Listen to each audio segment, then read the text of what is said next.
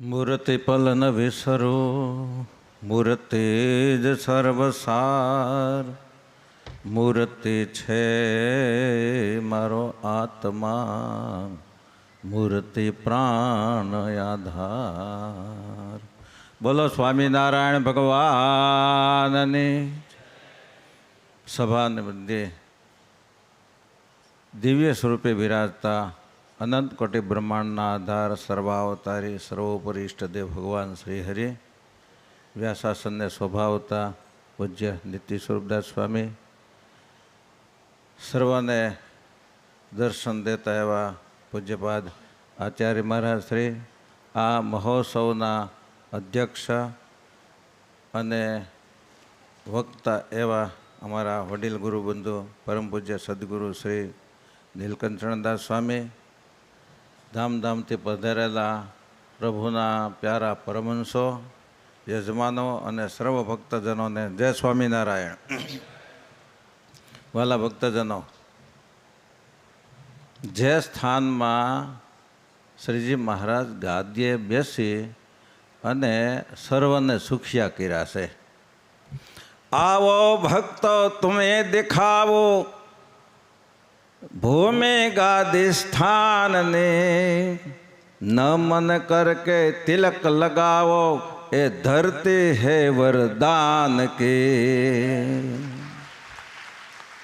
ભલા ભક્તજનો, એ જગ્યાએ મહારાજ ગાદીએ બેઠા છે અને આખા સત્સંગ સમુદાયને સુખિયા કર્યા છે. રામાનંદ સ્વામી પાસેથી 2 વરદાન માંગ્યા છે. એ જગ્યાએ ઘનશ્યામ મહારાજ પધરાવ્યા.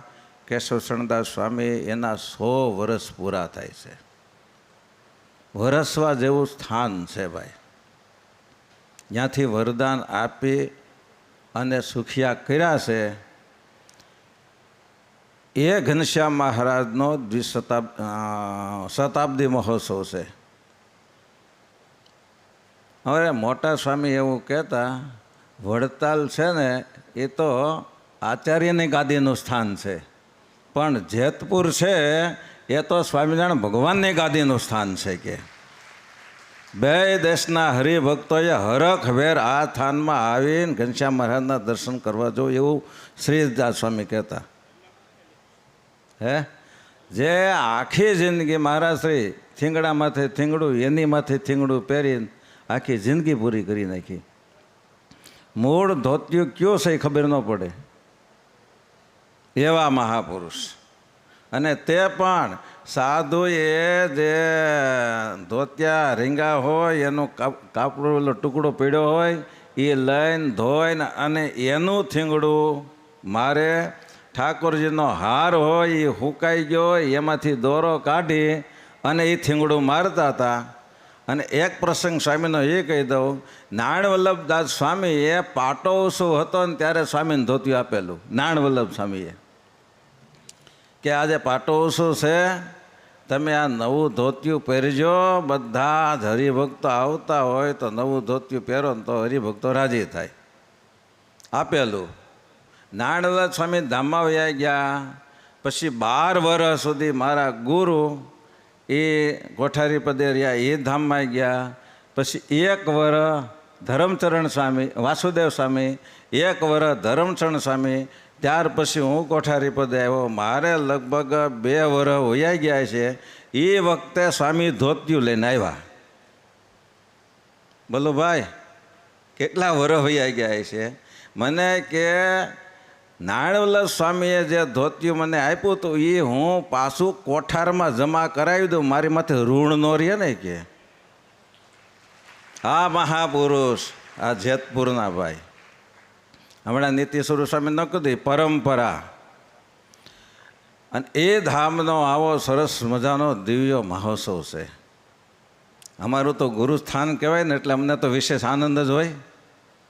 માટે અહીંયાથી સરસ મજાની કથાઓ થાય છે. અહીંયાથી બધાને સુખિયા કર્યા છે. તો અહીંથી કથા વાર્તાનું કાંઈક ભાતું બાંધતા જઈજો. અને કાંઈ વ્યસન હોય ને તો અહીંયા નીલકંઠ સ્વામીના દાનમાં દેતા જઈજો. વ્યસન બીજું તો તમારે દેવાનું જ છે. કારણ કે ફરેણીનું કામ બહુ મોટું લઈને બેઠા છે સ્વામી. એટલે થોડું થોડું બધાએ તો કરવાનું તો રહ્યું જ. કારણ કે એ સ્થાનમાં ભગવાન સ્વામિનારાયણે પોતે પોતાના નામનો ઉદ્ઘોષ કર્યો છે. રામાનંદ સ્વામી, સદાનંદ સ્વામીના ગુરુ, એનો જ્યાં અગ્નિ સંસ્કાર થયો છે અને ત્યાં સરસ મજાનું દિવ્ય ધામ બનાવવાનો સ્વામીએ સંકલ્પ કર્યો છે. હવે એ બધાએ થોડું થોડું તો ભાઈ ઝીલી જ લેવું પડશે. મને સ્વામી જેતપુરના એક ગરીબ ભગતે એવું કહ્યું, મેં કીધું હું નિયમ લીધા ચાતુર્માસના? એટલે કે 2 નિયમ લીધા. 2 નિયમ. મેં કીધું ક્યાં? કે હાથી ઓલા સિંહની સવારી ન કરવી અને ખિસ્સામાં હાથ નાખવો નહીં. હવે એ નિયમ તોડજો અને ખિસ્સામાં હાથ નાખજો. એ વિના તાંય થાય એમ નથી. માટે એ ધર્મ નિયમમાં રહીશું, ભગવાનને રાજી કરવા માટે મરશું. મરી તો જવાનું છે બધાને, ગમે એટલા કમાણા હશું, એકય રૂપિયો કોઈની ભેગો આવવાનો નથી. અને કોઈનો છોકરો અગ્નિ સંસ્કારમાં એકય બંડલ મૂકવાનો નથી.